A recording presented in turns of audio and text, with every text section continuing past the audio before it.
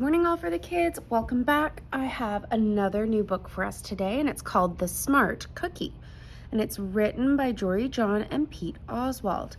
I hope you guys enjoy.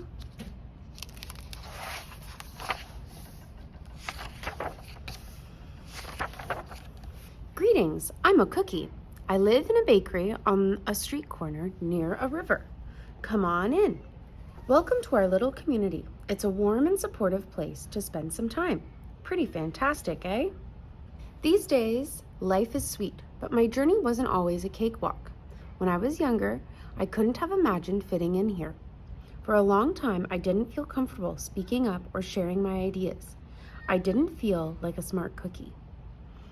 I wanted to be a cookie who knew all the answers, a cookie who felt confident in a group, a cookie who said, "Aha!"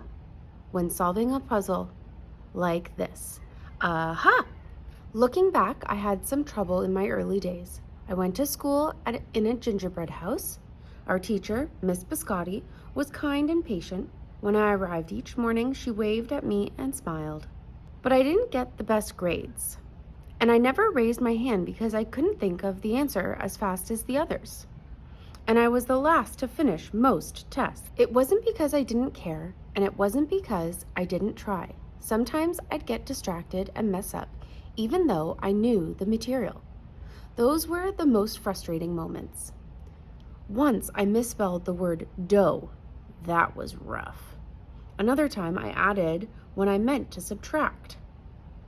Occasionally, we'd have a lesson where I had absolutely no idea what was happening. I just couldn't keep up. I imagined that my desk was a raft and that I was completely lost at sea, because that's what it felt like. At night, I slept in a cookie jar. I had about 6 dozen roommates. Move, you move. No, you move. No, you move. No, you move. I'd stay awake and stare out the window and worry. And it went this way day after day after day. But then something happened that changed everything. It all started with a homework assignment. Miss Biscotti requested our attention one afternoon. "Tonight, I would like you to create something completely original," she announced. "It can be anything you want. Please bring it to class tomorrow." That was it. There was no further instructions. Mrs. Biscotti winked at me as I gathered my belongings. I felt like I had 1,000,000 butterflies in my stomach. Create anything? Something original? Due tomorrow? Gulp. When I got home, I immediately went to work. At first, I tried a cooking project. The results were half-baked. Next, I tried to hammer and nail something. It splintered completely. Then I tried making a sculpture. It was a complete bust. I wondered if I was about to fail yet another assignment. I was stuck. I stared out the window and watched the rain hit the river. There was something mesmerizing about the water, how it moved in such a chaotic way, swirling around and around, yet ultimately figuring out exactly where it needed to go. Suddenly, I had an idea. I decided to write something original, a poem. I came up with a title based on how I had been feeling, My Crummy Days. After that, the rest of it seemed to fall into place. I wrote and I wrote. I lost track of time. An hour went by in a flash. "Aha!" I said when I was finished. I couldn't sleep that night, but it wasn't because I was worried. It was because I was excited. I felt like I had really accomplished something. I felt smart. The following day, Miss Biscotti asked for volunteers to share what we'd created. One kid showed off his original frosting art. Another kid revealed her sprinkle distribution machine.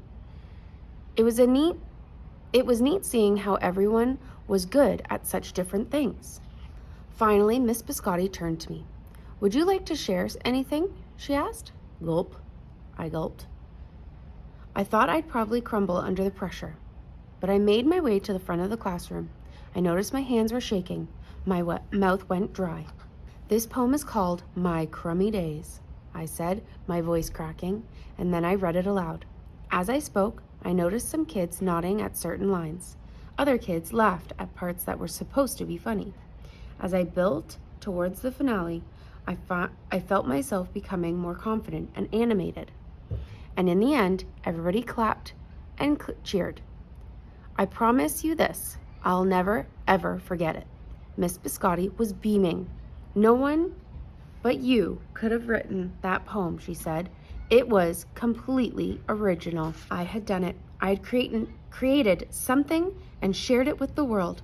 Well, my world at least. The rest of the day was a blur. By recess, I was already planning my next poem.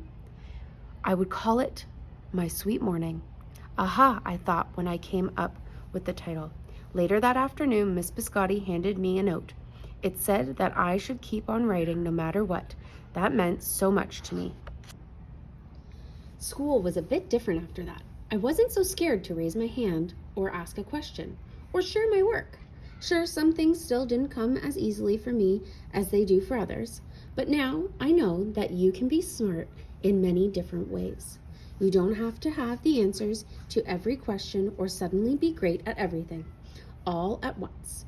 You just need a chance to try all kinds of things, to find out who you are and what you like to do. As for me, I learned that I can write and I can think up great ideas. And I've found plenty of other things I'm good at too. I no longer feel lost at sea. It's more like floating down a river. And the best part is there's always more to learn.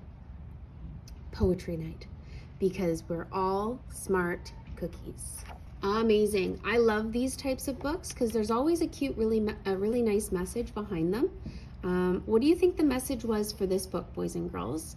What do you think the smart cookie was really meaning by all of those different things? I hope you guys enjoy, and we will see you here next time. Also, teachers, there is a freebie down in the description box below, a little worksheet that can go with this book. Hope you guys enjoy. Bye.